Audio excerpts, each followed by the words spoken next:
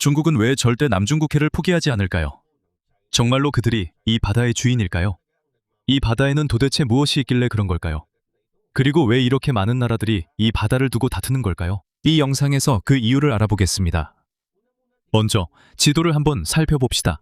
필리핀, 베트남, 말레이시아, 브루나이, 그리고 중국 사이에는 남중국해라고 불리는 아주 넓은 바다가 있다는 것을 볼 수 있습니다. 처음 보면 그냥 평범한 바다의 한 부분처럼 보일 수 있습니다. 하지만 그 안에는 여러 나라들이 오랫동안 서로 다투어온 작은 섬들, 암초, 그리고 바위들이 있습니다. 남중국해의 일부를 주장하는 주요 국가로는 중국, 대만, 베트남, 필리핀, 말레이시아, 브루나이가 있습니다. 인도네시아와 중국도 나투나 제도 근처 바다의 일부를 두고 분쟁이 있습니다. 나투나 제도는 인도네시아의 일부입니다. 하지만 그 주변 바다의 일부는 중국이 남중국해에서 넓게 주장하는 영유권에 포함되어 있습니다. 그런데 왜 바다 한가운데에 있는 작은 섬들과 암초들이 그렇게 중요한 걸까요? 그 이유는 단순히 땅 자체만이 중요한 것이 아니기 때문입니다. 한 나라가 어떤 섬에 대한 권리를 가지게 되면 그 주변 바다의 일부에 대해서도 권리를 가질 수 있기 때문입니다. 실제로 그 일부 지역의 해저에는 석유와 천연가스도 있습니다. 그리고 무엇보다도 이곳은 아시아와 세계 다른 지역으로 상품과 물자를 운반하는 선박들이 지나는 가장 중요한 항로 중 하나입니다. 그래서 남중국해에 대해 이야기할 때 단순히 작은 섬들만을 두고 다투는 것이 아닙니다. 이곳에는 주변 국가들의 식량, 천연자원, 비즈니스, 그리고 안보까지 모두 포함되어 있습니다. 지금 가장 큰 질문 중 하나는 왜 중국이 남중국해에서 이렇게 넓은 지역을 주장하고 있는가 하는 것입니다. 이 모든 것이 정말로 그들의 것일까요? 그것을 이해하려면 우리는 바다에 현대적인 경계가 생기기 전 시대로 돌아가야 합니다. 수세기 동안 중국과 동남아시아의 많은 어부들과 상인들이 이미 남중국해를 오가고 있었습니다. 그들은 또한 바다를 이용해 어업을 하고 다양한 지역으로 상품을 운반했습니다. 이곳은 중국에서 동남아시아와 다른 지역으로 상품을 운반하는 상인들에게 중요한 통로였습니다. 중국 상인들이 남중국해를 오랫동안 사용해왔다는 증거도 있습니다. 그 예로 셀든 지도가 있습니다. 이 지도는 1600년대 초 명나라 시대에 만들어진 오래된 중국 지도입니다. 이 지도에는 중국에서 동남아시아 여러 지역으로 항해하는 배들이 지나가는 항로가 표시되어 있습니다. 지도에는 중국 해안과 동남아시아, 일본, 인도네시아를 연결하는 많은 해상 항로들도 볼 수 있습니다.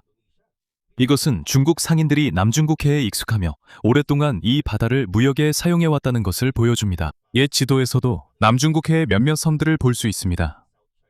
하지만 중요한 것은 어떤 섬이 옛 지도에 표시되어 있다고 해서 그 지도를 만든 나라가 그 섬을 바로 소유한다는 의미는 아니라는 점입니다. 그 당시에는 남중국해의 대부분 작은 섬들과 암초들이 아직 중요한 영토로 간주되지 않았습니다. 이들 중 많은 섬들은 매우 작았고 어떤 것들은 바다 위에 솟아있는 바위에 불과했습니다. 또 어떤 것들은 물이 높아지면 잠기기도 했고 대부분은 영구적으로 거주하는 사람이 없었습니다. 어부들과 선원들은 일부 지역을 낚시를 하거나 쉬거나 날씨가 나쁠 때 피신하는 용도로만 사용했습니다. 몇몇 섬에서는 오래된 도자기, 동전, 그리고 다른 물건들도 발견되었습니다. 이것은 오랫동안 이 지역을 지나간 사람들이 있었다는 것을 보여줍니다. 그리고 실제로 남중국해를 사용하는 사람들은 중국인들뿐만이 아니었습니다. 베트남인, 말레이인, 그리고 동남아시아의 다른 사람들도 오랫동안 이곳을 지나왔습니다. 그래서 예전에는 남중국해가 선박의 통로이자 어장로 사용되었습니다. 그 당시에는 어떤 나라가 각각의 작은 섬을 차지하고 있는지 명확하지 않았습니다. 이것은 유럽 국가들이 동남아시아에 도착하면서 바뀌었습니다. 19세기에 프랑스가 베트남과 인근 지역을 점령하게 되었습니다. 이 지역들은 프랑스령 인도차이나라고 불렸습니다. 프랑스가 베트남을 지배하게 되면서 남중국해의 몇몇 섬들에 대해서도 영유권을 주장하기 시작했습니다. 이 중 가장 중요한 두 개의 군도가 바로 파라셀 제도와 스프레틀리 제도입니다. 파라셀 제도는 베트남과 중국 사이에 위치해 있습니다. 스프레틀리 제도는 남쪽에 위치해 있으며 많은 작은 섬들과 암초들로 이루어져 있습니다. 1930년대 초 프랑스가 스프레틀리 제도의 일부의 영유권을 주장했지만 중국이 이에 반대했습니다. 이 일이 벌어지는 동안 일본은 아시아에서 점점 더 강해지고 있었습니다. 1930년대에 일본은 중국의 일부 지역을 점령하고 군사력을 강화했습니다. 일본은 또한 남중국해의 섬들이 중요하다는 것을 인식했습니다. 섬들이 작더라도 군대는 이를 비행기, 선박, 통신을 위해 사용할 수 있습니다. 그래서 1930년대 후반에 일본은 남중국해의 많은 섬들을 장악했습니다. 제2차 세계대전이 시작될 때쯤에는 일본이 이 지역을 넓게 지배하고 있었습니다. 하지만 1945년에 일본이 패배하고 항복했습니다. 그래서 일본은 점령했던 섬들과 다른 지역들을 포기해야 했습니다. 여기서 새로운 문제가 시작됐습니다. 일본은 물러났지만 여러 나라들이 그 섬들에 대한 권리가 있다고 주장했습니다. 그 중에는 중국과 베트남도 포함되어 있습니다. 프랑스도 그 당시 베트남을 지배하고 있었기 때문에 권리를 주장했습니다. 이후 몇 년 동안 동남아시아의 다른 나라들도 자신들의 권리를 주장하기 시작했습니다. 그래서 남중국해를 둘러싼 분쟁은 더욱 복잡해졌습니다. 그리고 이때부터 중국이 바다에 대한 더 넓은 영유권을 주장하기 시작했습니다. 이 지역에서 처음으로 움직인 나라 중 하나가 바로 중국이었습니다. 하지만 그 당시 중국에는 두 개의 서로 대립하는 세력이 있었습니다. 첫 번째는 국민당 정부가 이끄는 중화민국이었습니다. 그들의 적은 마오쩌둥의 공산당 세력이었습니다. 내전 중임에도 불구하고 국민당 정부는 남중국해의 섬들에 대한 중국의 권리를 여전히 보여주고 싶어 했습니다. 그래서 1946년에 그들은 파라셀 군도와 스프레틀리 군도에 선박과 관리들을 보냈습니다. 그들은 몇몇 섬에 깃발을 세워 중국이 그 지역에 대한 영유권을 주장하고 있음을 표시했습니다. 그리고 1947년에 중화민국은 새로운 지도를 발표했습니다. 여기에는 남중국해에 큰 유자 모양의 선이 그려져 있습니다. 이 선에는 11개의 점선이 있어서 11단선이라고 불렸습니다. 이 선 안에는 파라셀 제도, 스프레틀리 제도, 그리고 다른 작은 섬들이 포함되어 있습니다. 하지만 중국이 주장하는 것이 섬들만인지 아니면 선 안에 있는 넓은 바다까지 포함하는 것인지 명확하지 않습니다. 1949년 마오쩌둥의 공산군이 내전에서 승리했습니다. 그들은 중국 본토에 중화인민공화국을 세웠습니다. 패배한 국민당 정부는 타이완으로 옮겨갔습니다. 그리고 중화민국으로 계속 존재했습니다. 나중에 중화인민공화국은 기존의 11단선 중 2개의 선을 제거했습니다. 그래서 더 잘 알려진 9단선이 되었습니다. 한편 베트남도 변화하고 있었습니다. 이곳은 오랫동안 프랑스가 지배하고 있었습니다. 하지만 제2차 세계대전 이후 베트남인들은 독립을 위해 싸웠습니다. 1954년에 프랑스의 식민 통치가 끝나고 베트남은 북베트남과 남베트남으로 분단되었습니다. 남베트남은 파라셀 군도와 스프레틀리 군도에 대한 영유권 주장을 계속했습니다. 얼마 지나지 않아 필리핀도 이 문제에 참여하게 되었습니다. 1956년 필리핀의 사업가이자 선장이었던 토마스 클로만은 그의 형제와 약 40명의 남성과 함께 팔라완 서쪽의 스프레틀리 지역에 있는 섬들과 암초로 갔습니다. 클로만은 자신들이 방문한 지역에 명확하게 거주하거나 통제하는 정부가 없다고 말했습니다. 그래서 그는 그 섬들을 영유권을 주장하며 그 지역을 프리 테리토리 오브 프리덤 디스트릭트라고 불렀습니다. 그의 그룹은 자신들의 영유권 주장을 알리기 위해 섬들에 공고문도 설치했습니다. 하지만 대만, 중국, 베트남은 그 지역에 대해 자신들만의 영유권 주장이 있었기 때문에 반대했습니다. 1956년 9월 대만은 스프레틀리 군도에서 가장 큰 섬 중 하나인 이투아바 섬의 군인들을 파견하기도 했습니다. 몇 년이 지난 후 클로만은 자신이 주장하던 섬들에 대한 권리를 필리핀 정부에 넘겼습니다. 그리고 1978년 필리핀은 공식적으로 칼라얀 군도를 팔라완의 일부로 설립했습니다. 이후 말레이시아와 브루나이도 남중국해의 일부 지역에 대해 자체적인 영유권 주장을 하게 되었습니다. 그래서 영유권을 주장하는 나라가 많아질수록 분쟁도 더욱 커지고 있습니다. 이제는 더 이상 작은 섬들만의 문제가 아닙니다. 이제는 그 주변 바다에 대한 권리, 그리고 그곳에 있는 물고기, 석유, 천연가스에 대한 권리도 포함되어 있습니다. 그리고 분쟁의 가장 큰 이유 중 하나는 중국의 9단선입니다. 왜냐하면 이 선은 남중국해의 아주 넓은 부분을 포함하고 있기 때문입니다. 중국의 옛 영유권 주장이 9단선이 된 이후 각국은 실제 섬들에서 더 적극적으로 행동하기 시작했습니다. 이제는 지도에 영유권을 표시하는 것만으로는 충분하지 않게 되었습니다. 대신 그들은 군인을 배치하고 군사 전초기지를 세우기 시작해서 자신들이 섬을 실제로 통제하고 있음을 보여주려 했습니다. 예를 들어 타이완은 스프레틀리 제도에서 가장 큰 섬 중 하나인 타이핑 섬에 군인을 배치했습니다. 이 지역의 군사적 존재가 늘어나면서 남중국해의 중요성도 더욱 커졌습니다. 이곳을 지나는 상선이 많고 주변 국가들에게 중요한 어종도 많이 서식하고 있기 때문입니다. 그리고 1960년대와 1970년대에는 바다 밑에 석유와 천연가스가 있을 가능성 때문에 각국의 관심이 더욱 커졌습니다. 이로 인해 몇몇 국가는 자신들이 주장하는 섬을 보호하는데 더욱 공격적으로 나서게 되었습니다. 그 당시 가장 큰 전투 중 하나는 1974년에 파라셀 제도에서 일어났습니다. 파라셀 제도의 일부는 당시 남베트남이 통제하고 있었고 다른 일부는 중국이 장악하고 있었습니다. 양측이 군함과 군인을 파견하면서 긴장이 고조되었습니다. 결국 이것은 전투로 이어졌습니다. 남베트남이 패배했고 중국이 파라셀 제도 전체를 차지하게 되었습니다. 그 이후로 파라셀 제도는 중국의 통제하에 남아 있습니다. 하지만 베트남은 여전히 이 지역에 대한 영유권을 주장하고 있습니다. 이 사건 이후 남중국해에는 군사 전초기지가 더 많이 세워졌습니다. 각국은 자신들이 점령한 섬과 암초에 군인과 시설을 배치했습니다. 이로 인해 상황은 더욱 위험해졌습니다. 두 나라가 같은 섬을 서로 영유권을 주장할 경우 양측이 모두 그곳에 군대를 배치하려고 하면 긴장이 발생할 수 있습니다. 이런 문제가 전 세계 여러 바다에서 심각해지자 국제사회는 각 나라의 해양 권리에 대한 더 명확한 규칙을 만들었습니다. 여기서 유엔 해양법 협약, 즉 언클로스가 탄생했습니다. 언클로스에 따르면 한 나라의 해안선에서 12해리까지를 영해라고 부릅니다. 또한 배타적 경제수역 EEZ도 있는데 이는 최대 200해리까지 확장될 수 있습니다. EEZ 내에서는 한 나라가 천연자원에 대한 권리를 가집니다. 물고기, 석유, 천연가스와 같은 자원이 포함됩니다. 언클로스는 각 나라가 바다에서 어느 정도까지 권리를 가지는지 명확한 규칙을 제공하기 때문에 중요합니다. 여기서 중국의 영유권 주장에 문제가 생긴 것입니다. 중국의 구단선은 필리핀, 베트남, 말레이시아, 브루나이, 인도네시아와도 가까운 해역까지 확장되어 있습니다. 그래서 중국이 남중국해에서 실제로 어느 정도까지 권리를 가지는지에 대한 논쟁이 시작된 것입니다. 그리고 바로 이렇기 때문에 이미 유엔 해양법 협약 있음에도 불구하고 남중국해의 문제는 끝나지 않았고 각국은 자신들이 점유한 섬과 암초에 계속해서 전초기지를 세우고 있습니다. 중국이 가장 큰 변화를 일으켰습니다. 2013년경부터 중국은 스프래틀리 제도의 일부 암초를 확장하기 시작했습니다. 중국은 선박을 이용해 바닷속에서 모래를 퍼올려 암초 위에 쌓았습니다. 이런 방식으로 중국은 더 큰 인공섬을 만들 수 있었습니다. 나중에는 활주로, 레이더, 건물 등 다양한 시설도 그곳에 지었습니다. 하지만 유엔 해양법 협약 유엔은 중요한 규칙이 있습니다. 어떤 나라가 인공섬을 만든다고 해서 새로운 200해리 배타적 경제 수역이 생기는 것은 아닙니다.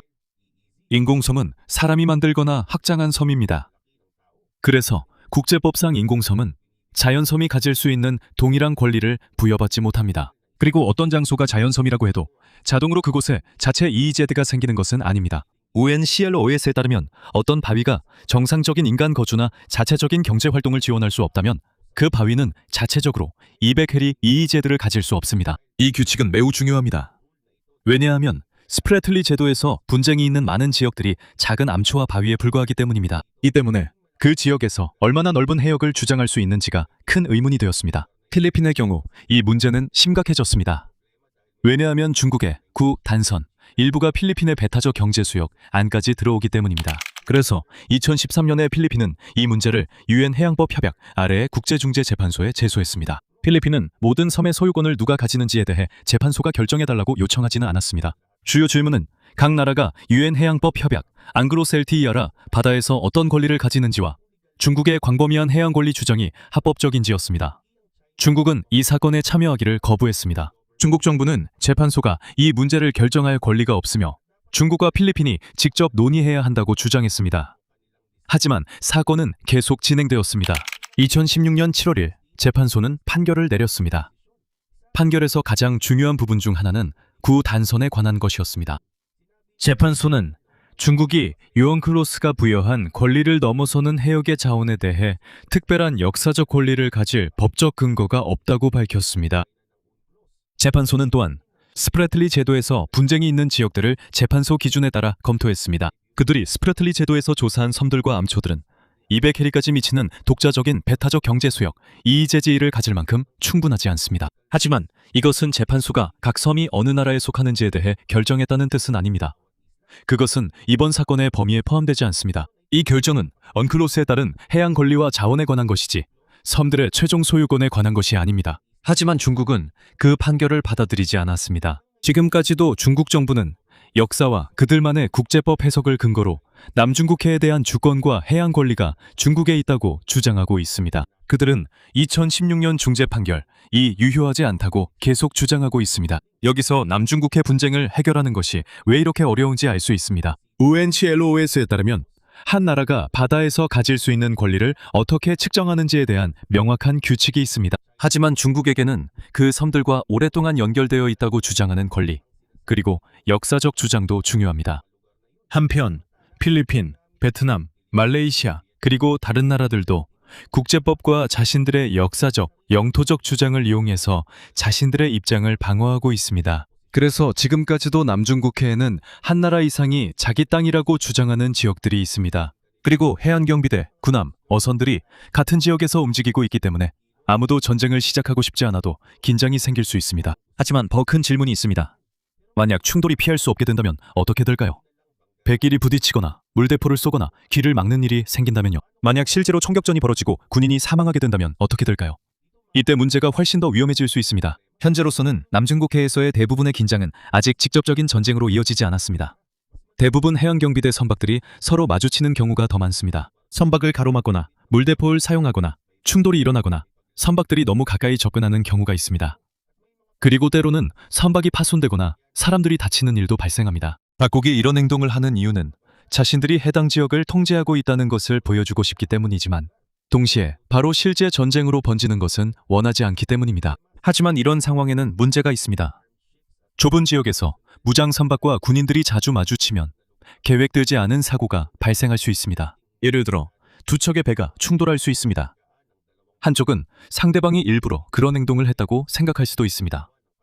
어떤 군인은 자신들이 공격당할 것이라고 오해해서 총을 쏠 수도 있습니다. 그리고 만약 사망자가 발생하면 양국 정부의 반응을 통제하기가 더 어려워집니다. 여기서 이른바 에스컬레이션이 시작될 수 있습니다. 이것의 의미는 간단합니다. 처음에는 문제가 작습니다. 그 다음에 상대방이 보복을 합니다. 다시 한번 한쪽이 보복을 합니다. 그러다 싸움이 점점 더 커집니다. 예를 들어 필리핀과 중국 사이에 심각한 사건이 발생했다고 생각해 봅시다. 필리핀 정보 선박이 남중국해에 있습니다. 중국 선박이 이를 가로막았습니다. 충돌이 발생했습니다. 그 후 총격전이 벌어졌고 필리핀 군인이 사망했습니다. 이것이 곧바로 대규모 전쟁이 시작된다는 뜻은 아닙니다. 필리핀이 가장 먼저 할 일은 실제로 무슨 일이 일어났는지 파악하는 것입니다. 공격이 의도된 것이었는지, 군대가 공격한 것인지 확인해야 합니다. 해안 경비대였는지, 정부로부터 명령이 있었는지, 아니면 현장에 있던 사람들의 잘못된 결정 때문에 악화된 단순한 사건이었는지. 이런 질문들이 중요한 이유는 필리핀과 미국이 상호 방위 조약을 맺고 있기 때문입니다. 이 조약은 1951년에 체결되었습니다. 이 조약에 따라 두 나라는 한 나라에 대한 무력 공격이 다른 나라에도 위협이 될 수 있음을 인정하고 있습니다. 그리고 지난 몇 년 동안 미국은 남중국해에서 필리핀 군대, 정부 선박, 항공기, 그리고 필리핀 해안 경비대에 대한 무력 공격도 이 조약의 적용 대상임을 분명히 밝혔습니다. 하지만 한 가지 분명히 해야 할 점이 있습니다. 이 조약이 있다고 해서 충돌이 발생하면 자동으로 미국 전투기가 즉시 파견되고 중국과 전쟁이 시작된다는 뜻은 아닙니다. 먼저 발생한 일이 무장 공격으로 간주될 수 있는지 살펴봐야 합니다. 즉, 정치적 그리고 군사적인 결정이 먼저 이루어져야 한다는 뜻입니다. 이것은 필리핀과 미국의 협의로 시작될 수 있습니다. 미국은 해당 지역의 군사적 존재를 늘릴 수 있습니다. 정보, 감시, 육상 항공기, 함정 및 기타 지원을 보낼 수 있습니다. 필리핀 군대에 대한 보호도 강화할 수 있습니다. 하지만 필리핀 군대나 정부 선박에 대한 명백하고 심각한 무력 공격이 가해진다면 미국이 도와야 할 압박이 더 커질 것입니다. 왜냐하면 그것이 바로 두 나라가 상호 방위 조약을 맺은 이유이기 때문입니다. 그리고 여기서 상황이 더 심각해집니다. 왜냐하면 중국은 작은 나라가 아니기 때문입니다. 중국은 세계에서 가장 큰 군대 중 하나를 보유하고 있습니다. 강력한 해군이 있고 전투기와 미사일도 있으며 핵무기까지 가지고 있습니다. 미국 역시 핵무기를 보유한 강대국이며 매우 큰 군대를 가지고 있습니다. 그래서 만약 중국과 미국이 직접적으로 충돌한다면 더 이상 필리핀과 중국만의 문제가 아니게 됩니다. 아시아 태평양 지역 전체가 영향을 받을 수 있습니다. 하지만 만약 그런 일이 일어난다면 과연 누가 필리핀의 편을 들어줄 수 있을까요? 가장 확실한 나라는 미국입니다. 필리핀과 미국은 공식적인 상호방위 조약을 맺고 있기 때문입니다. 이 밖에도 두 나라 군대는 오랫동안 발리카탄과 기타 훈련을 통해 함께 훈련해왔습니다. 또한 방위협력 강화협정 EDCA도 있습니다. 이 협정에 따라 미군은 훈련, 장비, 그리고 기타 방위 활동을 위해 필리핀 내의 몇몇 합의된 장소를 사용할 수 있습니다. 이것이 미국이 이 장소들을 소유한다는 뜻은 아닙니다. 여전히 필리핀 기지입니다. 하지만 EDCA는 비상 상황 시 양국 군대가 더 신속하게 협력할 수 있도록 도와줍니다. 필리핀에 가까운 방위 파트너인 다른 나라들도 있습니다. 그중 하나가 일본입니다. 최근 몇 년 동안 필리핀과 일본의 군사 협력이 더욱 깊어졌습니다. 양국은 상호 접근 협정도 체결했습니다. 목적은 간단합니다. 이 협정은 일본 자위대가 필리핀에 들어오는 것을 더 쉽게 만들어줍니다. 그리고 필리핀 군대도 훈련과 다른 합의된 활동을 위해 일본에 갈 수 있습니다. 하지만 필리핀과 일본의 협정은 상호 방위 조약이 아닙니다. 그래서 남중국해에서 전쟁이 일어나더라도 일본이 필리핀을 위해 자동으로 싸워야 할 의무는 없습니다. 일본이 무엇을 할지는 상황, 자국의 법률, 그리고 일본 정부의 결정에 달려 있습니다. 하지만 일본이 결정한다면 정치적 지원, 정보, 장비, 군수 지원 또는 다른 도움을 제공할 가능성도 있습니다. 필리핀의 또 다른 가까운 파트너는 호주입니다. 호주 군대와 필리핀 군대도 정기적으로 훈련을 실시하고 있습니다. 두 나라는 서로의 영토에서 양국 군대가 공동 활동을 할 수 있도록 허용하는 협정을 맺고 있습니다. 하지만 일본과 마찬가지로 미국 필리핀 상호방위 조약처럼 자동으로 동일한 약속으로 간주되는 협정은 없습니다. 그래서 호주가 전쟁에 반드시 참전한다고 말할 수는 없습니다. 그건 이유에 따라 다릅니다. 분쟁의 원인과 호주 정부의 결정에 달려 있습니다. 또 한 가지 중요한 점이 있습니다. 현재 필리핀, 미국, 일본, 호주가 함께 군사 및 해양 활동을 실시하고 있습니다. 이것의 목적은 그들의 군대가 함께 협력하는 훈련을 하고 인도 태평양 지역의 안보를 유지하는 데 있습니다. 그래서 큰 위기가 발생할 경우 이 나라들이 더 쉽게 협력할 수 있습니다. 하지만 그렇다고 해서 네 나라가 자동으로 동시에 전쟁에 참전한다는 뜻은 아닙니다. 동남아시아의 다른 나라들은 어떻게 되는 걸까요? 베트남도 남중국해에서 중국과 자체적인 문제가 있습니다. 베트남 역시 파라셀 군도와 스프레틀리 군도에 대한 영유권도 주장하고 있습니다. 말레이시아와 브루나이도 바다의 일부 지역에 대해 영유권을 주장하고 있습니다. 인도네시아 역시 나투나 제도 근처에서 중국과 해양 권리를 두고 분쟁이 있습니다. 하지만 필리핀과 중국 사이에 전쟁이 일어난다고 해서 이 나라들이 자동으로 필리핀과 함께 전쟁에 나설 것이라는 의미는 아닙니다. 각 나라는 저마다의 이익이 있고 중국과의 독자적인 관계를 가지고 있습니다. 그리고 많은 동남아시아 국가들이 중국과의 무역 규모도 큽니다. 예를 들어 어떤 나라는 국제법에 관한 필리핀의 입장을 지지할 수는 있지만 전쟁에 군대를 보내는 것은 원하지 않을 수 있습니다. 그리고 그들은 바로 편을 들기보다는 휴전과 협상을 촉구할 수도 있습니다. 아세안도 마찬가지입니다. 아세안은 동남아시아의 여러 나라들이 경제, 외교, 지역 안보에서 협력하는 그룹입니다. 하지만 나토와 같은 군사동맹은 아닙니다. 아시안에는 한 회원국이 공격당하면 다른 모든 회원국이 자동으로 전쟁에 참여해야 한다는 규정이 없습니다. 그래서 남중국해에서 무력 충돌이 발생한다면 아시안은 전쟁이 확산되는 것을 막기 위해 먼저 외교적으로 해결하려고 할 가능성이 높습니다. 이제 중국 편에 설 수 있는 나라는 누구일까요? 여기서도 신중해야 합니다. 중국과 러시아는 여러 사안에서 매우 가까운 관계를 맺고 있습니다.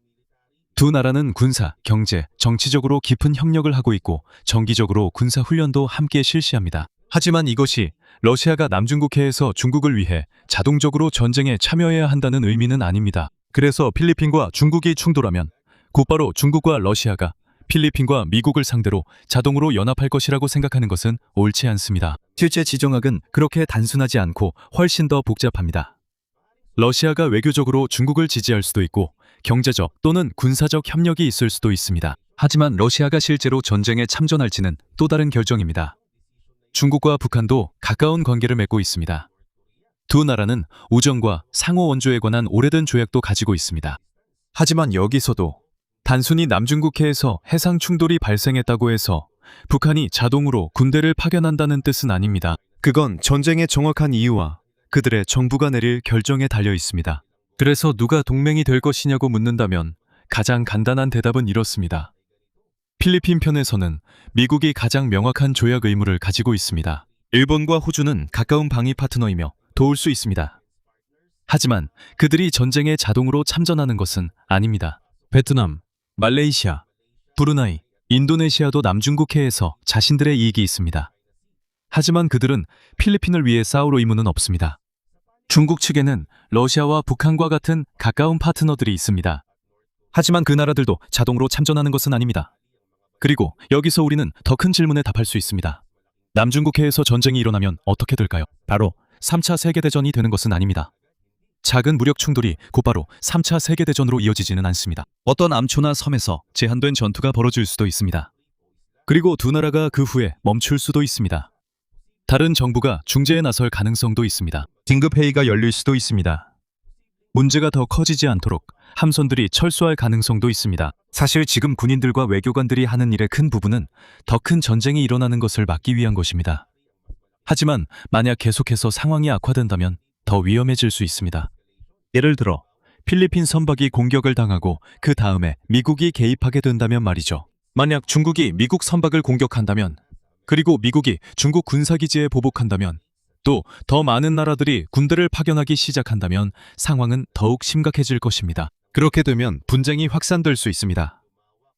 그리고 생각해야 할 것은 남중국해뿐만이 아닙니다. 이 근처에는 대만도 있습니다.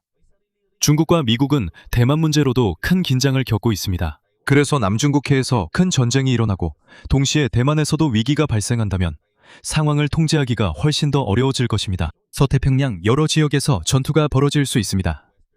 일본도 영향을 받을 수 있습니다. 이 지역에 있는 미국 군사 기지들도 영향을 받을 수 있습니다.